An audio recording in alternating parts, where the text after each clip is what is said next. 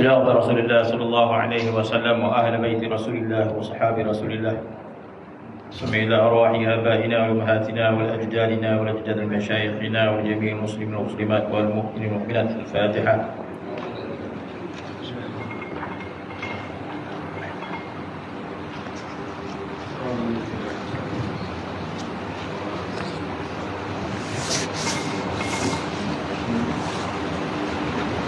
أعوذ بالله من الشيطان الرجيم. بسم الله الرحمن الرحيم. الحمد لله رب العالمين والصلاة والسلام على أشرف الأنبياء والمرسلين سيدنا محمد وعلى آله وصحبه أجمعين. رب اشرح لي صدري ويسر لي أمري واحلل عقدة من لساني يفقهوا قولي. اللهم زدنا علما وفهما وألحقنا بصالحين آمين يا رب العالمين. Sambungan kitab Risalah Tauhid muka surat 35 Sambungan kepada sifat yang harus pada Allah Subhanahu wa ta'ala.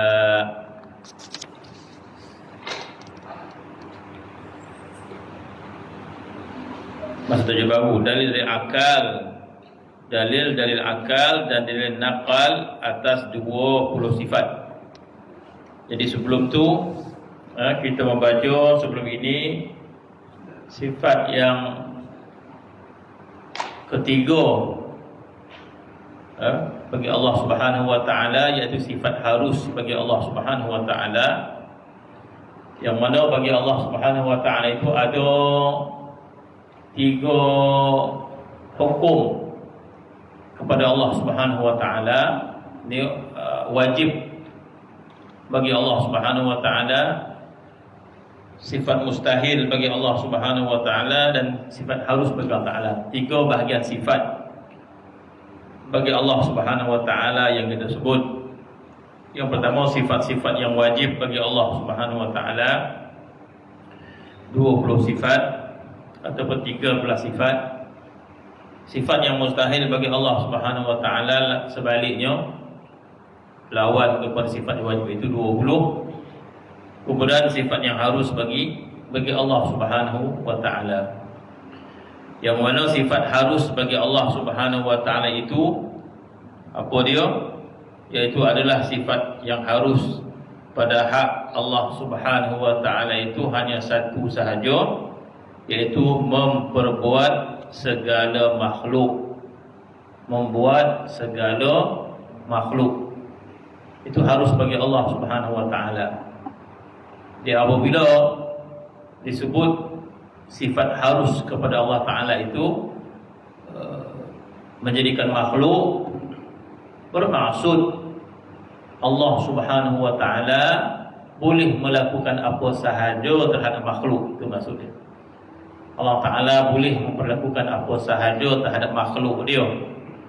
Sama ada Allah Ta'ala nak jadikan, sama ada Allah Ta'ala tidak ingin menjadikan.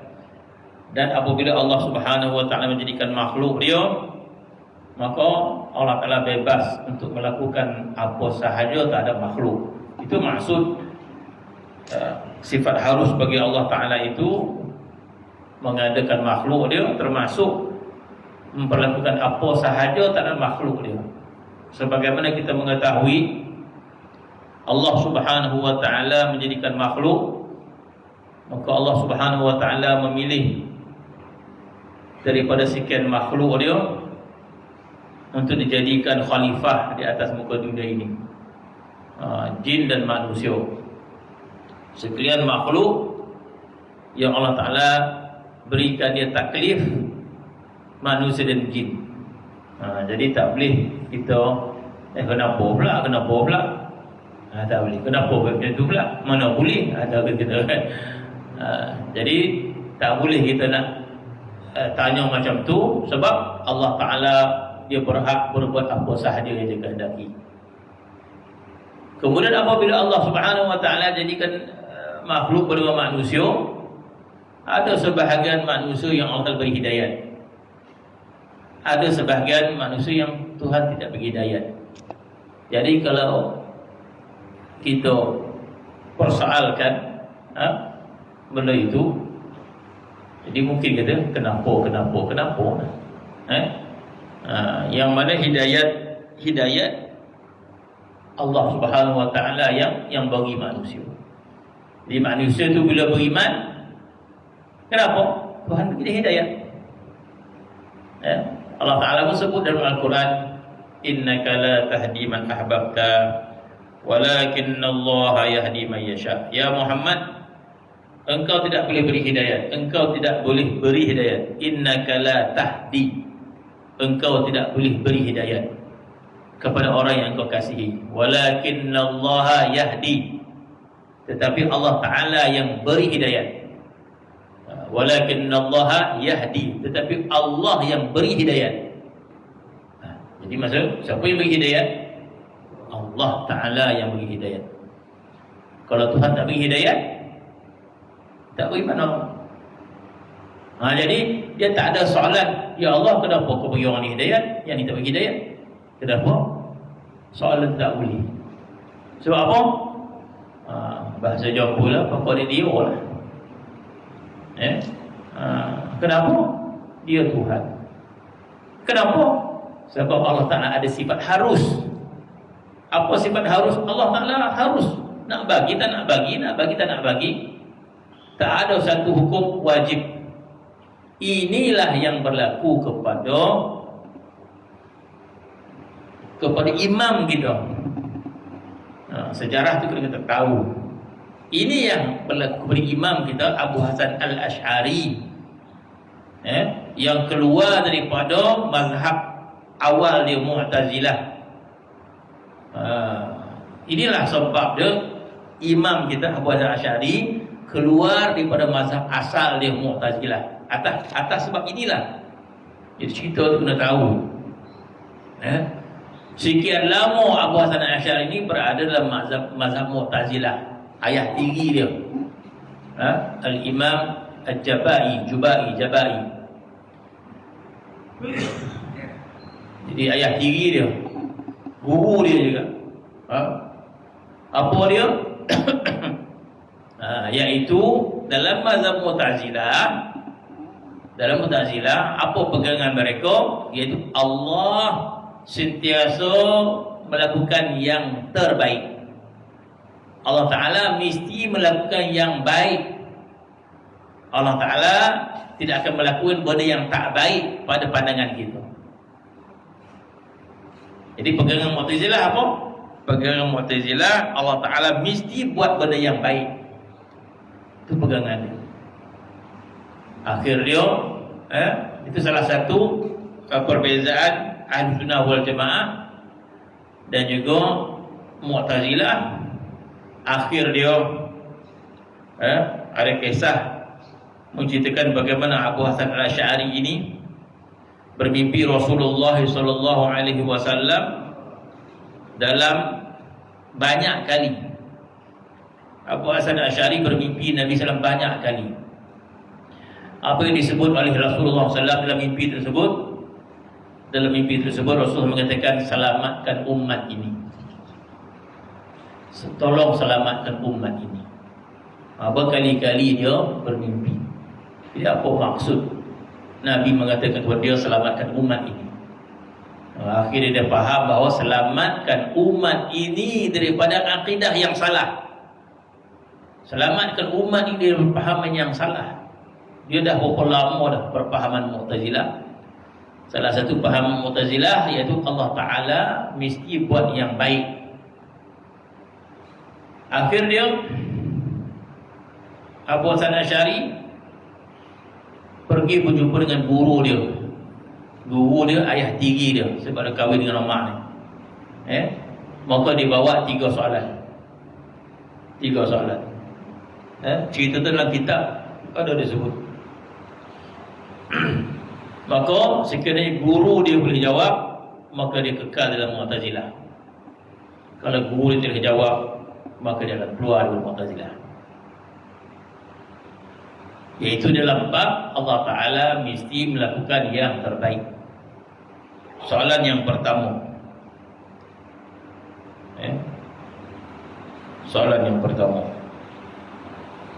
maka tanya Abu Hasan Al-Ash'ari kepada guru dia, di hari akhirat nanti di padang mahsyar.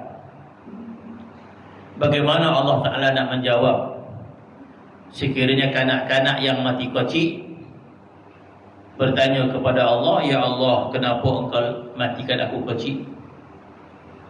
Sedangkan kalau kau panjangkan umur aku," kata budak tadi, "aku dapat solat, aku dapat beramal banyak, aku dapat pergi Mekah, aku dapat bersedekah, aku dapat beramal banyak." Macam orang-orang di pondok ni, panjang umur, dapat beramal banyak. Ni kau matikan aku kecil, kata budak tadi. Masuk syurga lah, tapi syurga orang dah. Masuk syurga lah budak tadi.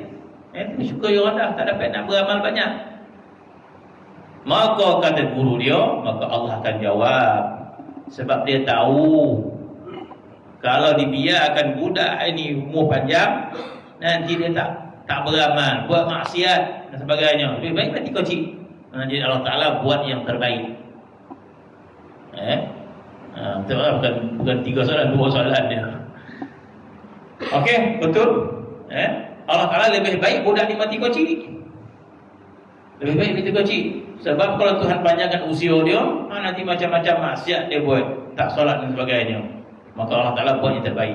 Okey, tak apa, betul jawapan tu. Datang pula orang tua, dia termasuk pondok dah. Pergi ke lain dia kan. Sebab ada orang lelaki tak ada pondok. Lain dia. Minum teh kerja kan. Betul minum teh kan. Lepas tu tak solat dan sebagainya, buat ahli maksiat, melakukan dosa. Maka di akhirat nanti dia tanya Tuhan juga, apa soalan dia?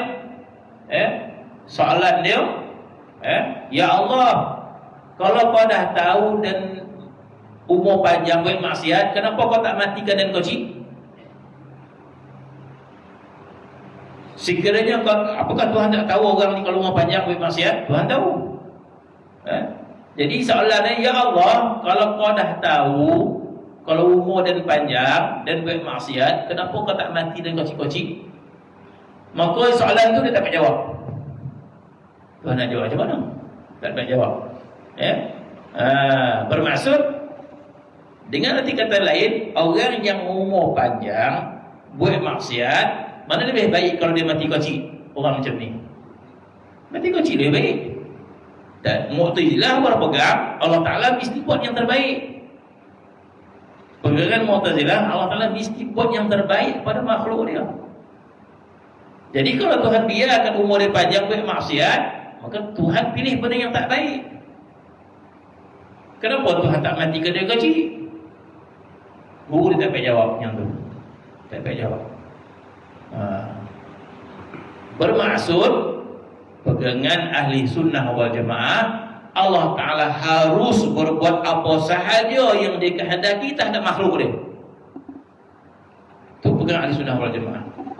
Allah Ta'ala harus berbuat apa sahaja yang dikehendaki kepada makhluk dia, walaupun kita nampak tak baik.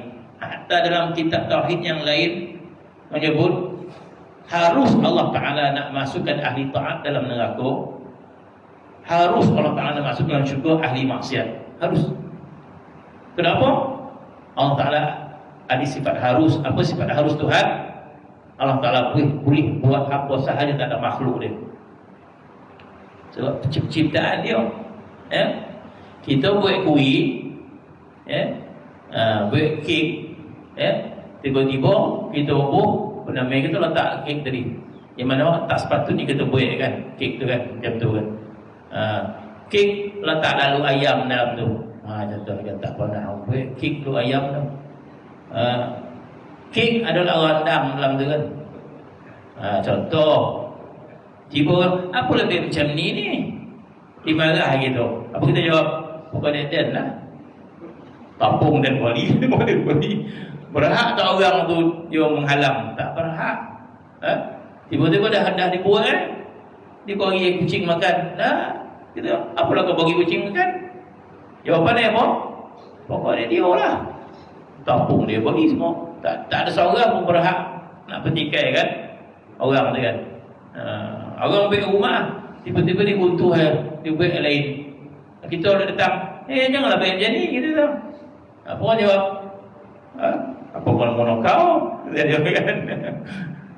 Jadi itulah sifat harus bagi Allah Subhanahu wa taala yang perlu kita ketahui, yaitu Allah Taala harus berbuat apa sahaja tak makhluk dia, bermaksud Tuhan nak jadikan makhluk dia, Tuhan nak matikan dia dan sebagainya. Termasuklah perkara-perkara yang kita lihat Allah Taala memilih manusia. Di kalangan manusia ada Allah Taala pilih jadi rasul. Kenapa pula pilih dia? Apa kata pilih dan pula? Kita kata Allah Taala harus berbuat sahaja. Sebab itu ada sebahagian manusia Allah Taala berikan harta, kaya. Jadi kalau kita nak komen Tuhan, kenapa kau kaya kau dia? Ya Allah, kaya kan dan pula. Allah Ta'ala lebih-lebihkan nikmat dunia. Allah Ta'ala beza-bezakan keilmuan, kesalihan dan sebagainya. Allah Ta'ala sebut dalam Al-Quran, apa Tuhan sebut dalam Al-Quran? Zalika fadlullah. Semua itu kelebihan yang datang daripada Allah. Yu'tihi man yasha'. Allah Ta'ala beri kepada siapa saja yang dikehendaki. Yu'tihi man yasha'. Zalika fadlullahi yu'tihi man yasha'. Semua itu adalah kelebihan daripada Allah. Mana bagi harta pun kelebihan daripada Allah. Nabi Sulaiman alaihissalam diberikan kekayaan yang banyak. Apa kata Nabi Sulaiman? Zalika fadlullah. Hadza min fadli rabbi. Kata Nabi Sulaiman, bila orang tengok Nabi Sulaiman ni harta dia kaya sungguh Nabi Sulaiman ni, maka Nabi Sulaiman kata hadza min fadli rabbi. Ini kelebihan yang Tuhan beri padaku. Jadi Allah Ta'ala memberikan dunia kita berbeza-beza. Ada yang kaya, ada yang sederhana, ada yang miskin. Kemudian ada yang beriman, ada yang tidak beriman, ada ahli taat, ada yang tak taat dan sebagainya. Maka Allah Ta'ala kata zalika fadlullah. Semua itu kelebihan yang Tuhan berikan. Yu'tihi man yasha'. Tuhan bagi kepada siapa saja yang dia kehendaki. Jadi bermaksud sifat harus bagi Allah Ta'ala ni yang perlu kita faham tertakluk pada makhluk dia. Sifat wajib itu pada diri Allah, sifat mustahil pada diri Allah Subhanahu wa taala. Adapun pada makhluk harus, bermaksud tidak ada nama wajib kepada makhluk. Wajib itu pada sifat dia. Wajib Allah Taala itu berkuasa, melihat, mendengar, sebagainya. Mustahil lawan. Adapun kepada makhluk tidak ada nama wajib Allah Taala beri kita hidayat, tak ada. Wajib Tuhan utuskan Rasul, tak ada. Kepada makhluk tidak ada nama kewajiban bagi Allah. Wajib Tuhan utuskan Nabi, tidak wajib. Bila Allah Ta'ala utuskan Nabi, itu sebagai tanda kasih Tuhan, bukan kewajiban. Wa ma arsalnaka illa rahmah. Tidak aku utuskan ke wahai Muhammad kecuali sebagai tanda rahmat Tuhan, bukan wajib. Tidak wajib Tuhan bagi kita hidayat. Tidak ada suatu hukum wajib kepada Allah bagi kita. Semua harus bagi Allah Subhanahu wa taala. Itu Allah. Jadi sifat harus Allah Taala itu bagaimana? Sifat Allah Taala harus kepada makhluk dia. Nak menjadikan, tidak dijadikan, dijadikan, nak dimatikan, nak dibinasakan. Tuhan bagi kita nikmat, Tuhan tarik kita nikmat, Tuhan bagi kita sihat, Tuhan tarik kesihatan kita. Tak boleh kita tidak boleh kita petikai kenapa. Tak ada kenapa sebab dia tu Tuhan. Dan Allah Subhanahu wa taala memilih untuk bersifat dengan adil. Allah Subhanahu wa taala memilih untuk tidak memungkirkan janji. Innallaha la yukhliful mi'ad. Allah Taala tidak mungkir janji. Tapi tidak ada satu nama hukum wajib bagi Allah Subhanahu wa ta'ala. Maka itulah sifat harus bagi Allah Ta'ala yang dipegang oleh ahli sunnah wal jamaah. Jadi ahli sunnah wal jamaah ni di pejabat pendirian dia, Allah Ta'ala berhak buat apa saja. Nak matikan kocik, nak matikan bosan, dibiarkan umur panjang dan sebagainya, itu hak Allah Subhanahu wa ta'ala.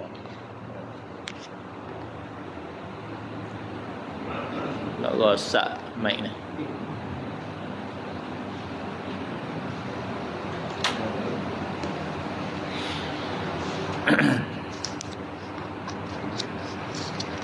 Kemudian tajuk dari dalil akal dan dalil nakli atas 20 sifat adalah mengetahui dalil akli secara ijmal. Ijmal ni secara umum adalah mengetahui dalil akli secara ijmal pada sifat-sifat Tuhan itu fardu ain. Adapun mengetahui dalil dengan tafsil itu fardu kifayah. Demikian juga mengetahui dalil naqli.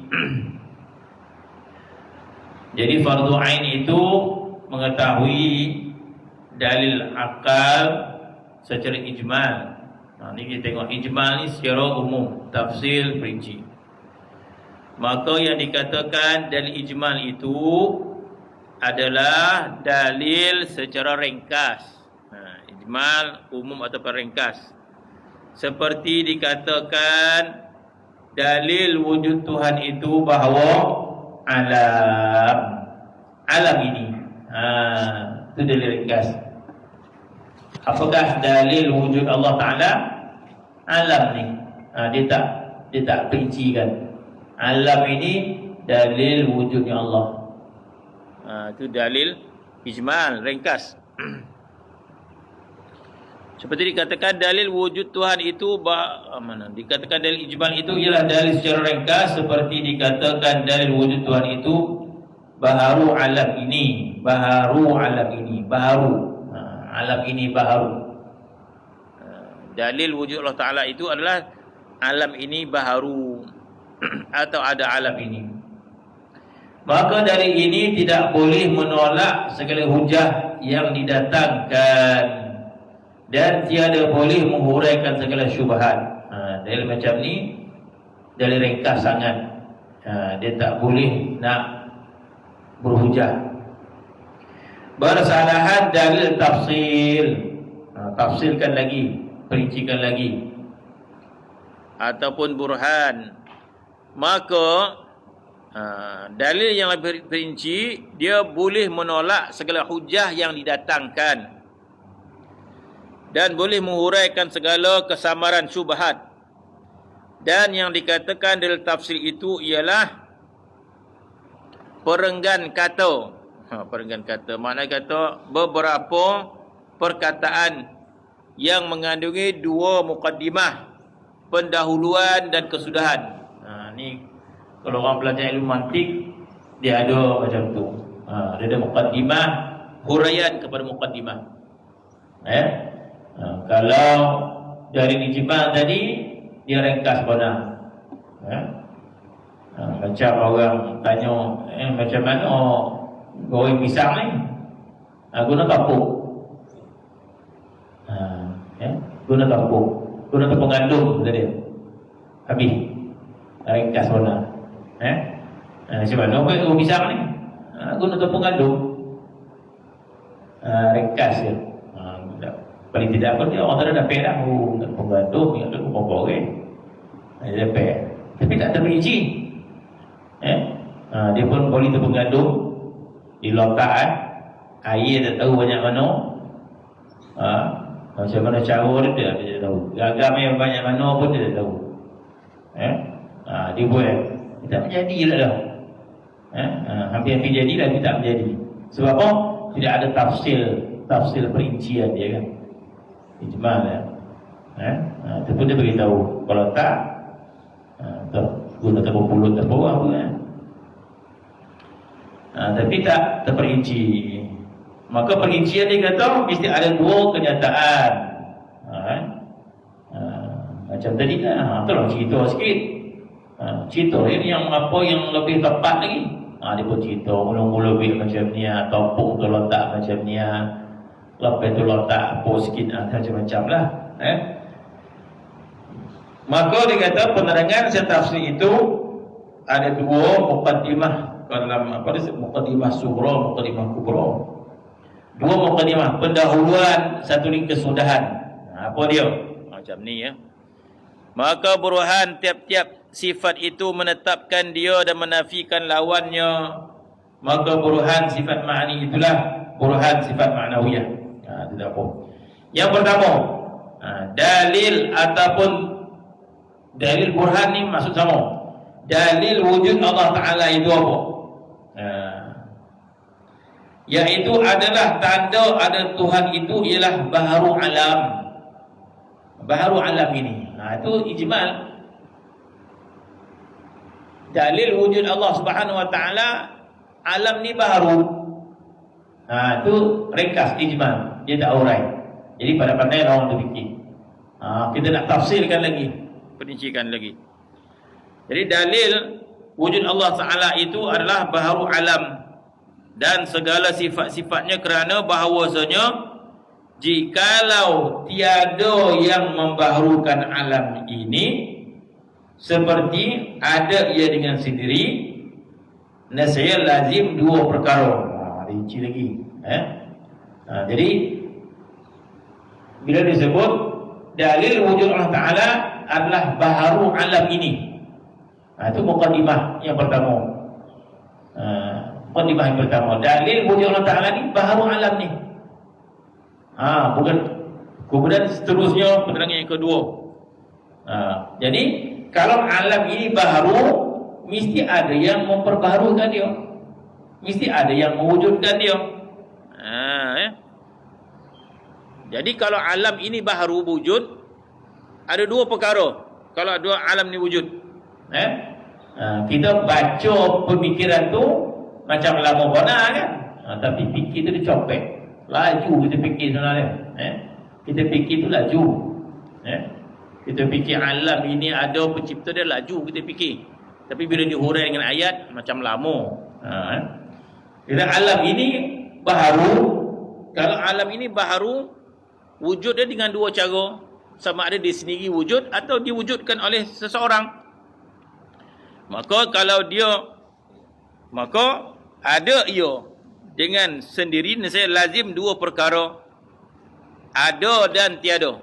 Bersamaan berat keduanya, tiba-tiba terberat satu daripadanya dengan tiada yang memberatkan akan yang demikian mustahil. Bahasa tu pounding kita dengar. Kan? Tapi bermaksud mana boleh alam itu dia ada dengan sendiri pun dia dijadikan oleh seseorang pun sama-sama. Tak boleh dua-dua tu. Tak boleh sama. Mana yang lebih logik?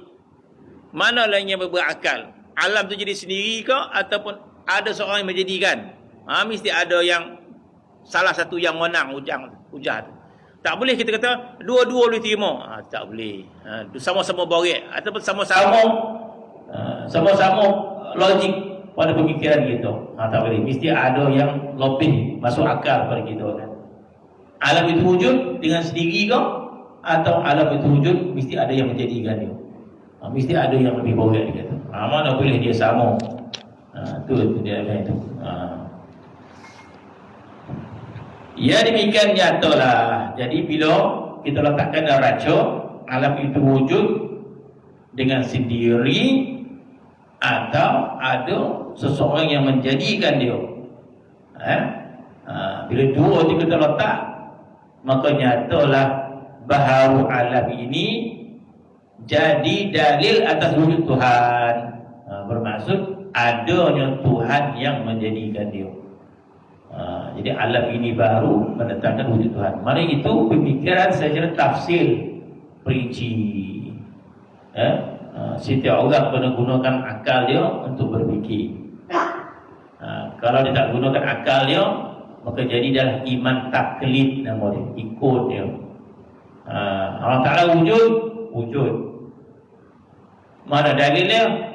Entah ustaz tu kebab dia tu ikutlah. Dia tak dapat. Itu taklid nama dia.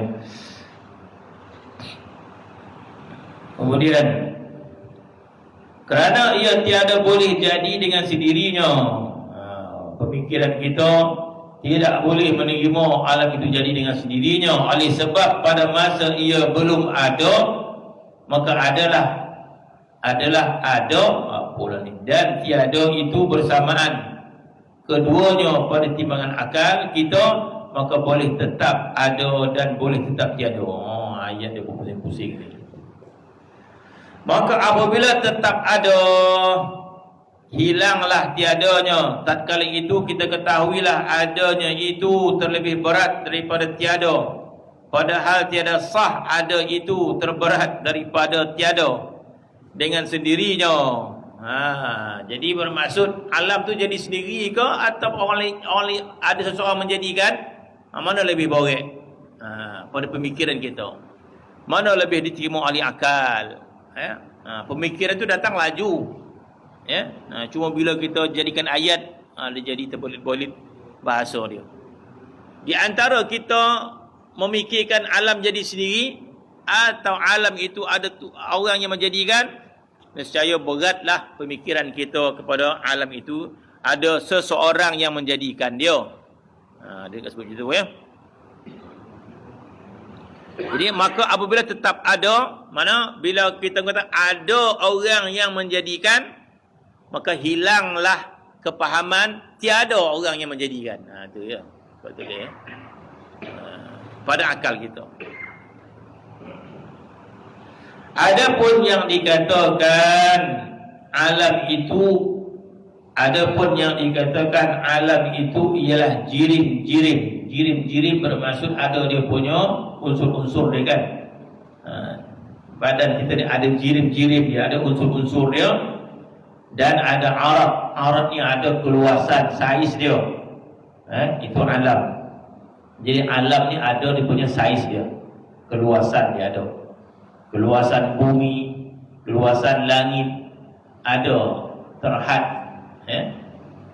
terhad. Maka dalil, adapun dikatakan alam itu adalah jirim-jirim dan arat-arat, maka jirim dan arat itu baharu. Maka dengan mengetahui dalil baharu jirim dan arat, itulah menjadi dalil baharu alam, yang jadi dalil wujud Allah Subhanahu Wa Taala. Jadi alam ini terjadi daripada jirim-jirim yang tertentu, dan ada dia punya saiz-saiz tertentu. Itu juga menjadikan dalil alam ini baharu dan sebagai dalil wujudnya Tuhan yang menjadikan alam itu. Maka dalil baharu jirim, kalau mikrofon elok tak? Mikrofon yang azan tak, mikrofon azan, mikrofon azan.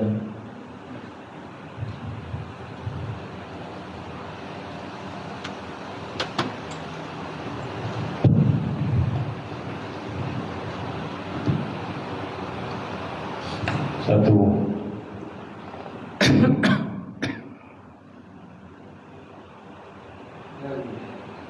Maka dalil baharu jirim ialah kerana ia melazimi akan arat yang baru. Setiap ada kita punya jirim badan kita, ada jirim pokok, ada jirim bumi, ada jirim dia, maka melazimkan adanya arat. Arat ini saiz dia bersama no.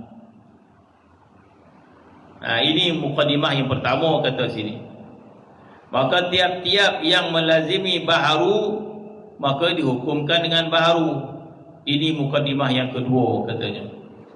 Maka yang baharu tiada boleh ada dengan sendiri, melainkan ada yang mengadakan. Ini natijah katanya. Natijah keputusan bahawa adanya Allah Subhanahu Wa Taala. Jadi alam ini baharu, dan bila ada baharu mestilah ada yang memperbaharukan dia. Maka dihukum dengan baharu. Kemudian setiap yang baharu itu tidak akan ada kecuali mesti ada Tuhan yang menjadikan dia. Maka itu natijah. Natijah dia bermaksud wujud Tuhan Allah SWT. Natijah dia Allah Ta'ala itu wujud. Kerana berasal daripada alam ini. Alam ini sifat dia baharu. Mukadimah pertama. Maka sifat dia baharu, maka dia adalah baharu. Alam ni hadis. Mukadimah yang kedua. Jadi bila alam ini hadis, mesti ada Tuhan yang menjadikan dia. Maka itu natijah dia. Jadi natijah ni kepada keyakinan kita kepada kewujudan Allah Subhanahu Wa Taala. Itu natijah dia. Natijah dia kita yakin pada wujud Allah Subhanahu Wa Taala. Natijah dia kita yakin Tuhan itu berkuasa. Natijah dia kita yakin Allah Taala mendengar. Natijah dia kita yakin Allah Taala itu melihat. Natijah dia kita yakin Allah Taala itu berkehendak dan segala sifat Allah Subhanahu Wa Taala. Itu natijah dia. Natijah kita yakin. Maka dalil dia daripada dalil akal, alam ini baharu. Maka itu dalil akal. Jadi ahli sunnah wal jamaah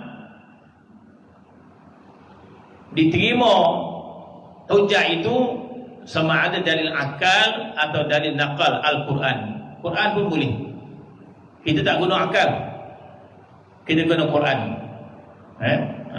Dalam Al-Quran Allah Ta'ala menyebut Allah Ta'ala menjadikan alam ini alladzi khalaqas samawati wal arda wa ma bainahuma fi sittati ayyam. Dalam surah Sajadah Allah Ta'ala menceritakan bahawa bagaimana dia menjadikan alam ini. Alladzi khalaqal mauta wal hayat. Allah Ta'ala menjadikan kehidupan dan kematian. Bagaimana kita yakin Allah Ta'ala? Dalam Quran sebut. Itu dah memadai dah. Kita pegang Quran dah memadai dah. Kita gunakan dalil akal pula. Letak Quran dulu sebelah. Kita guna dalil akal saja. Apa dalil keyakinan kita kepada kewujudan Allah? Alam ni. Alam ini menyebabkan kita yakin kewujudan Allah. Dua-dua kita pakai. Dalil Quran pun kita pakai, dalil akal pun kita pakai.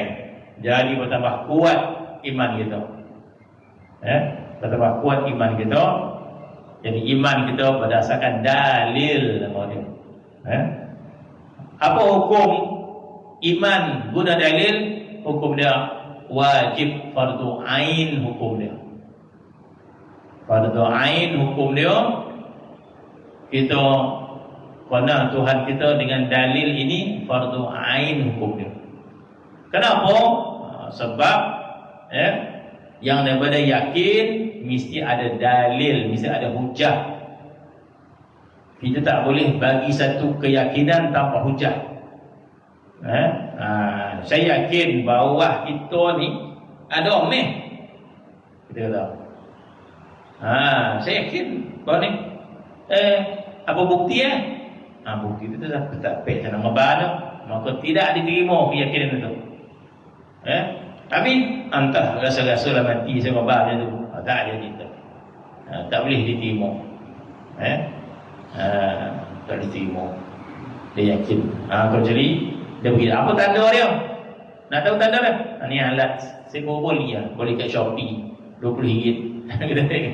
Boleh kosan omeh. Rasa bawah ni ada omeh. Jadilah ada dalil dia kan. Baru boleh terima sesuatu keyakinan, mesti ada dalil. Begitulah dalam perkara akidah. Bila kita yakin kepada Allah, mesti ada dalil. Bila kita yakin dalam rumah tu ada orang, ada tak imam ke rumah tu? Kita kata, jiran kata ada, imam ada rumah. Mana tuan tahulah? Banyak pula tanya. Kenapa tanya? Kata, saya tak dapat nak ngabang ada, tapi hati sengabang dia ada. Tak boleh terima. Tak boleh terima macam tu. Dia tak boleh nak bagi dalil. Bagi dalil.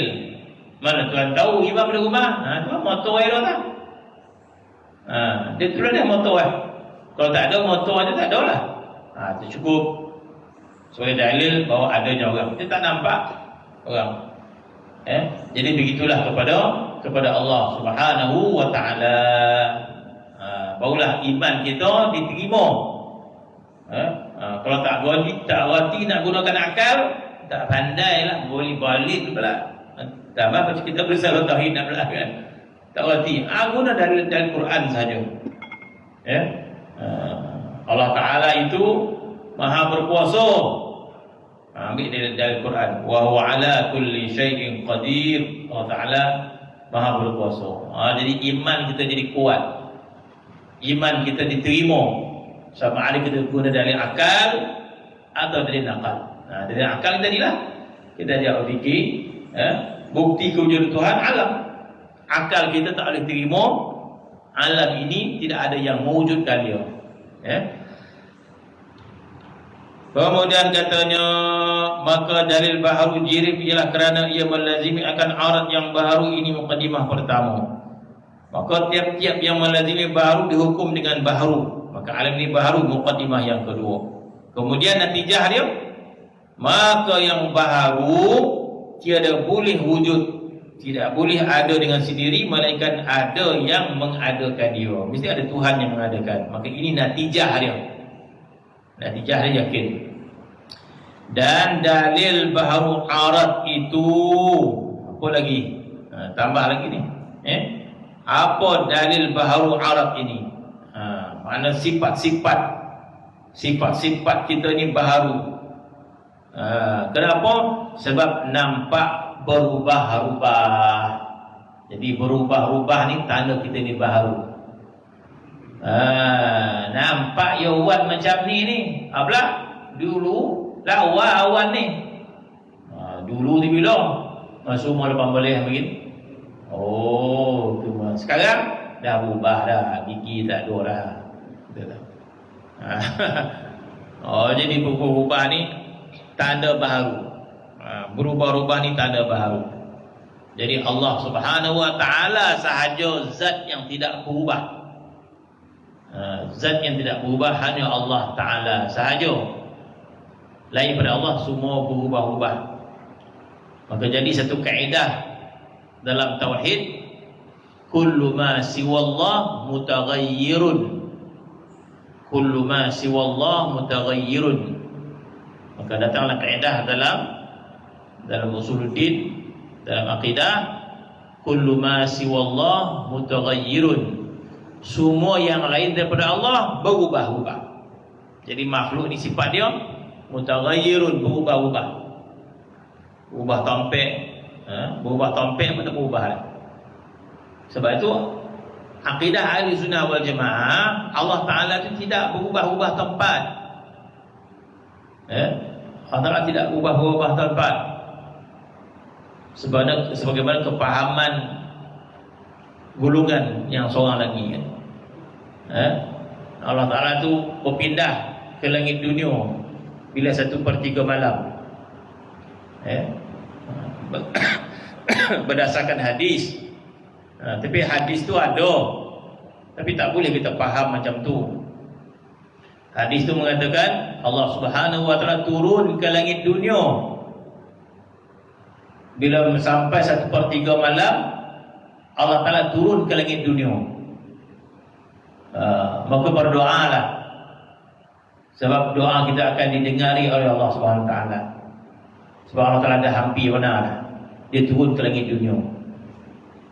Jadi hadis tu tak boleh kita faham Allah Ta'ala tu sebelum tu duduk kaitan. Waktu siang Tuhan tu tinggi dah dia. Sampai pukul 12 dah turun dah. Jadi faham itu tak boleh. Allah Subhanahu Wa Taala gunakan bahasa kiasan. Allah Ta'ala gunakan bahasa kiasan untuk kita faham secara kita. Tapi hakikatnya tak boleh kita faham macam tu. Sebab itu ulama nanti mungkin sampai satu bab bagaimana kita memahami ayat-ayat Quran yang mutasyabihat ataupun hadis-hadis yang mutasyabihat. Bagaimana cara kita nak faham? Jadi ayat-ayat mutasyabihat ni bermaksud ayat Al-Quran yang mutasyabihat pun ada, hadis yang mutasyabihat pun ada, hadis yang kesamaran pun ada. Jadi ahli sunnah wal jamaah ada kaedah untuk faham ayat mutasyabihat, ada kaedah untuk faham hadis mutasyabihat. Ya. Ayat Quran mutasyabihat, itu yang Allah kata Ar-Rahman 'ala 'arsyistawa. Ya. Dalam surah Sajadah, "Tsumma istawa 'ala 'arsy." Alladzi khalaqas samawati wal arda wa ma bainahuma fi sittati ayyamin tsumma istawa 'ala 'arsy. Allah Taala jadikan alam ini dalam masa 6 hari, kemudian Tuhan bersemayam di atas arasy. Itu maksud terjemah Quran itu macam itu maksudnya. Itu ayat yang kesamaran maksudnya. Jadi ada kaedah kita nak faham apa maksud Allah Ta'ala istiwa di atas arasy dia. Sebagaimana ada Quran yang mutasyabihat, ada juga hadis yang mutasyabihat kesamaran dia. Contohnya hadis Jariyah yang bila Nabi tanya aina Allah, Allah di mana? Fis sama', ada di langit. Itu juga hadis-hadis mutasyabihat kesamaran maksud dia. Jadi hadis yang menyatakan Allah Ta'ala turun ke langit dunia 1/3 malam, itu hadis-hadis yang kesamaran maksud dia. Jadi ada cara dia untuk faham. Untuk apa? Untuk membersihkan akidah kita daripada kita menyangka ataupun kita berkepahaman Allah Ta'ala sebagaimana zahir ayat Quran, zahir ada hadis, supaya menyucikan Allah Subhanahu Wa Ta'ala daripada bersifat dengan sifat makhluk. Di antara sifat makhluk apa? Mutaghayyirun. Sifat makhluk itu berubah-ubah. Sama ada berubah bentuk tubuh badan dia daripada muda kepada tua dan sebagainya, ataupun kita dia berpindah-pindah. Sekejap ada kayak bahau dah, sekejap dah lapeh dalam kawi, sekejap dah tak ada dah sampai Indonesia dah. Berubah-ubah, berubah kan. Jadi yang tidak berubah adalah Allah Subhanahu Wa Ta'ala. Allah Ta'ala tak berubah-ubah dia. Sebab itu ada kaedah mengatakan kullu ma siwallahu mutaghayyirun. Semua yang lain pada Allah Ta'ala itu berubah-ubah. Jadi ada ulama dia sebut, jadi ahli sunnah wal jamaah, kita melihat bahawa dalam Quran adanya ayat-ayat mutasyabihat yang kesamaran. Dalam hadis Nabi juga ada hadis-hadis mutasyabihat yang kesamaran, sehingga ada kalam-kalam para awliya yang mutasyabihat. Termasuk di antara para awliya yang alim menulis kata-kata sehingga dikatakan mereka juga ada kalam yang mutasyabihat kepada para awliya illa salihin. Sebagaimana adanya hadis mutasyabihat, Nabi mengeluarkan kata-kata mutasyabihat, sebagaimana Allah Subhanahu Wa Ta'ala menyebut kata-kata yang mutasyabihat. Maka ada di kalangan para awliya yang menuturkan kata-kata mutasyabihat yang tak boleh kita hukum pada zahir, sepada zahir kata-kata dia. Sebagai contoh apa? Ini tambahan uraian. Sebagai contoh seperti kata-kata halaj, kata-kata Ibnu Arabi dalam kitab-kitab dia, maka tidak boleh kita faham dengan fahaman zahir lalu menuduh mereka ini sesat dan sebagainya. Sebab kata-kata itu mutasyabihat. Sebagai contoh halaj kata apa? Halaj kata ma fi jubbati illallah. Ma fi jubbati illallah. Dalam jubah aku tak ada yang lain kecuali Allah. Ma fi jubbati illallah. Dalam jubah aku ni tak ada apa. Mana aku tak ada dalam jubah aku ni. Dalam jubah aku ni yang ada adalah Allah.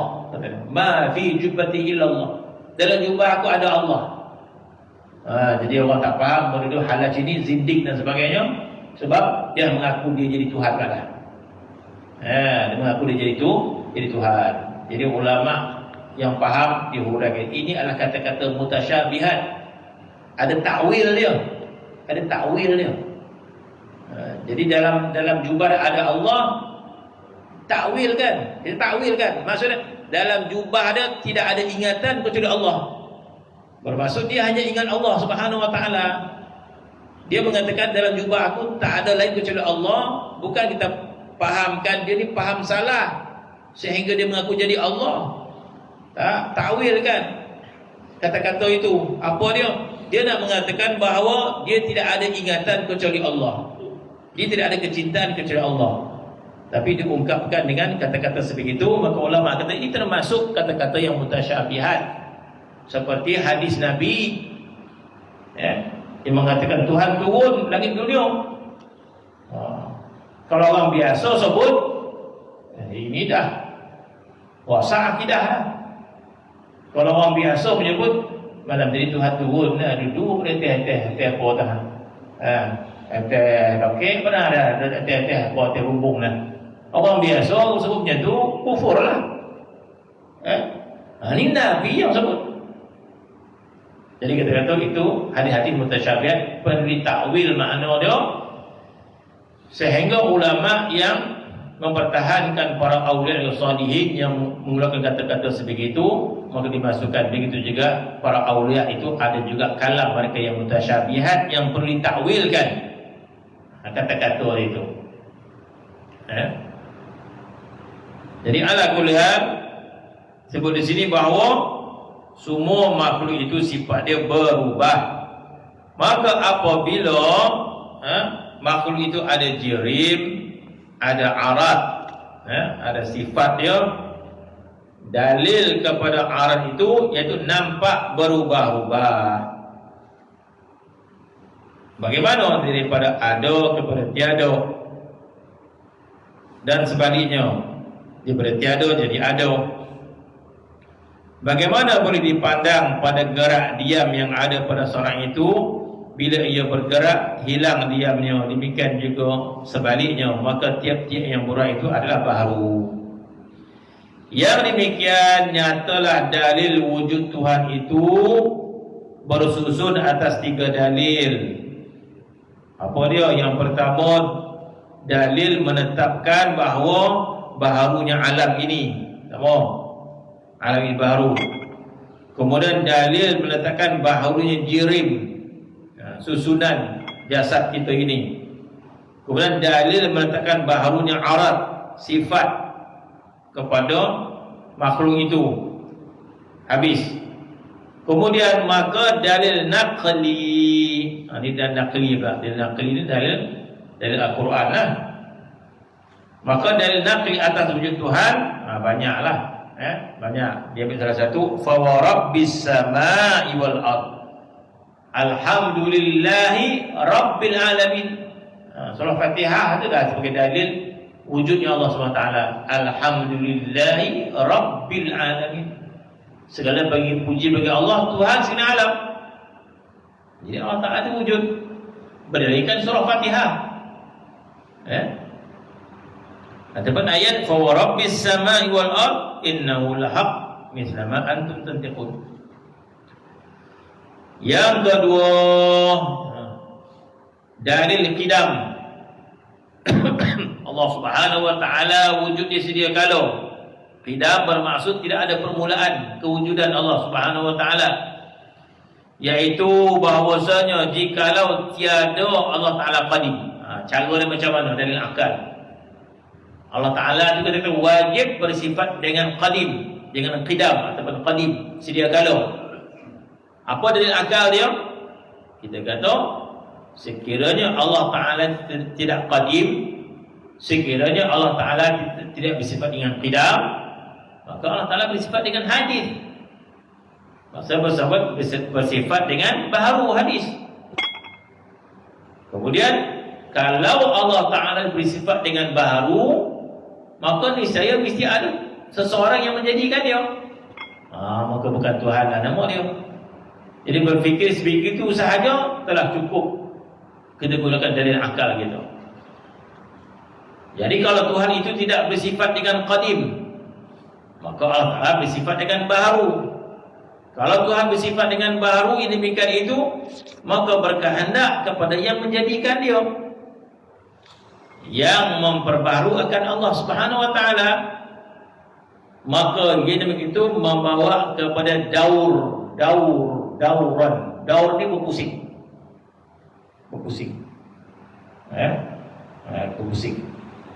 Berpusing ni contoh dia,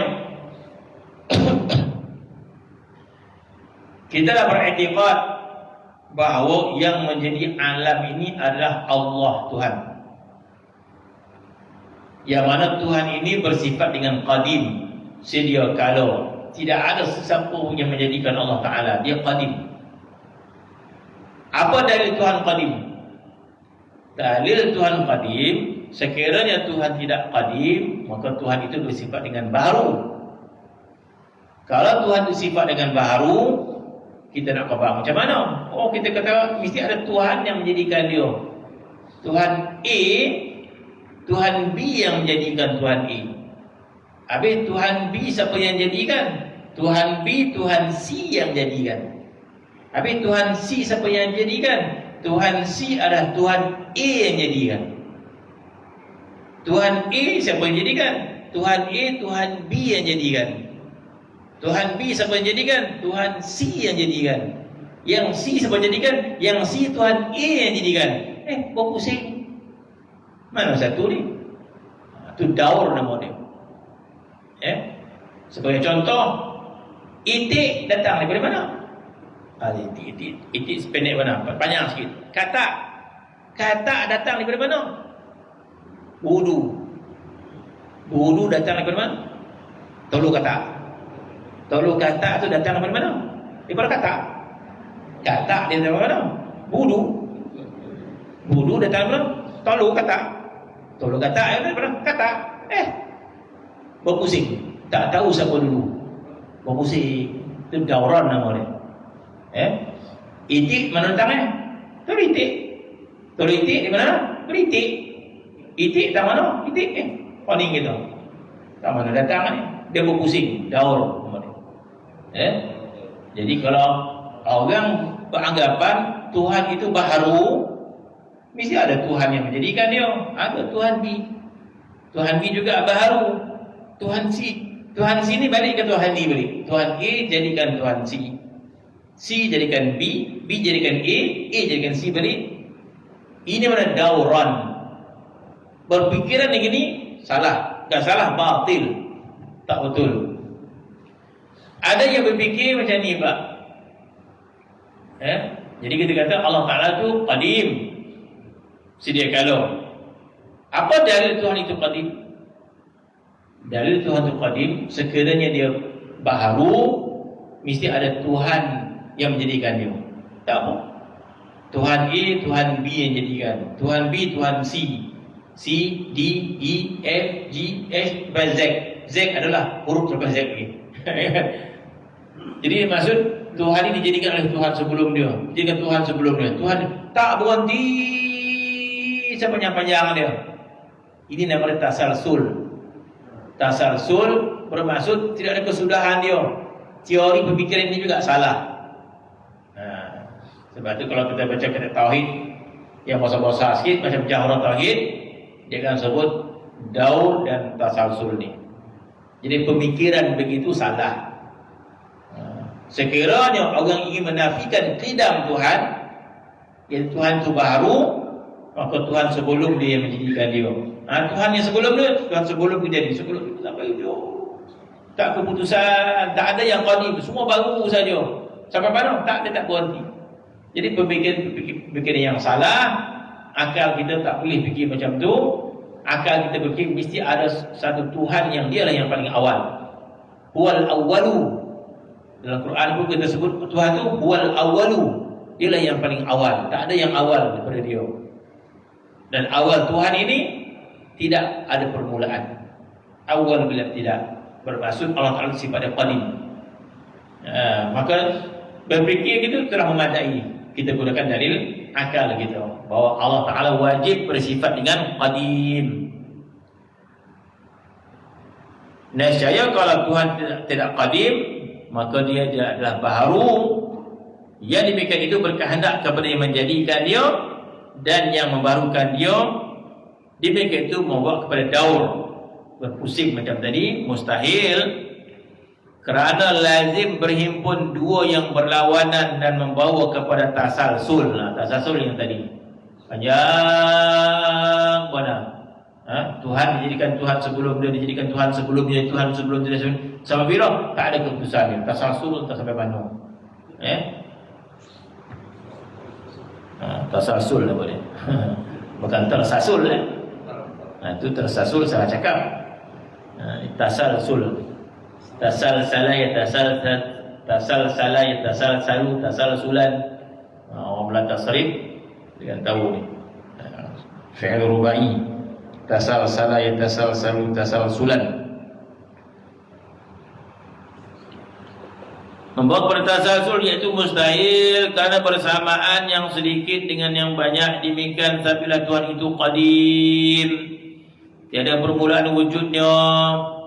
Adapun dalil naqli, Allah Ta'ala bersifat dengan qadim, iaitu huwal awwalu baqa huwal akhiru. Wal akhiru itu dalil baqa, wal awwalu itu dalil qadim Allah Subhanahu wa Ta'ala. Ada apa pada jam? Betul tak jam depan ni? Sebelum? Sebelum 3 boleh. Adapun makna daur itu, adapun makna daur itu iaitu terhenti ada tiap-tiap daripada dua sesuatu atas yang lainnya.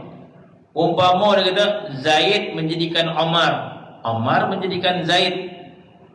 Dia pusing. Siapa jadikan Zaid? Omar. Siapa jadikan Omar? Zaid. Siapa jadikan Zaid? Omar. Apa pusing? Maka pada ketika itu terdahulu Omar tatkala ia menjadikan Zaid, dan kemudian pula Omar pada ketika Zaid menjadikan dia. Yang begitu jadilah Omar dan Zaid itu terdahulu dan di kemudian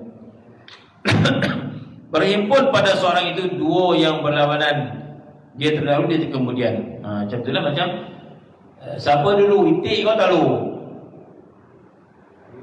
Itik kau tak lu? Itik kau tak lu itik? Siapa dulu? Itik datang daripada talu, talu datang daripada itik. Maka jadilah itik dia dah yang pertama, dia dah yang kemudian. Jadilah itik itu dia pertama kemudian. Sebab apa? Sebab apa dia pertama? Sebab dia lah yang mengeluarkan talu. Dan dia jadi itik kemudian. Sebab itik datang daripada talu. Oh, dia juga pertama, dia jadi kemudian. Talu pula pun yang tu juga. Jadilah talu itu yang pertama, talu itu yang kemudian. Kenapa talu yang pertama? Sebab dia lah yang mengeluarkan itik. Dan dia di kemudian juga. Kenapa? Dia datang daripada itik. Maka jadilah dia yang pertama, yang kedua. Itu maksud dia. Itu nama dia daur. Mustahil. Mustahil adanya sebegitu. Maka berhimpun seorang dua yang berlawanan, yakni dahulu kemudian, demikian itu tidak diterima oleh akal. Sekali-kali kerana yang menjadikan dahulu daripada yang kena jadi. Maka manakala Thabit Omar menjadikan Zaid, mesti ada satu Omar. Bila Thabit Omar menjadikan Zaid, maka bagaimana boleh diterima akal Zaid boleh menjadikan Omar pula? Kerana Zaid kemudian daripada Omar, maka kemudian barang yang telah tentu tidak boleh menjadikan orang yang dahulu daripadanya. Demikian itu mustahil. Wujudnya pusingan pada akal. Kaedah pusingan itu akal tak boleh nak terima. Wallahu ta'ala alam. Nanti sambung pula tasasul. Pinci lagi. Bismillahirrahmanirrahim.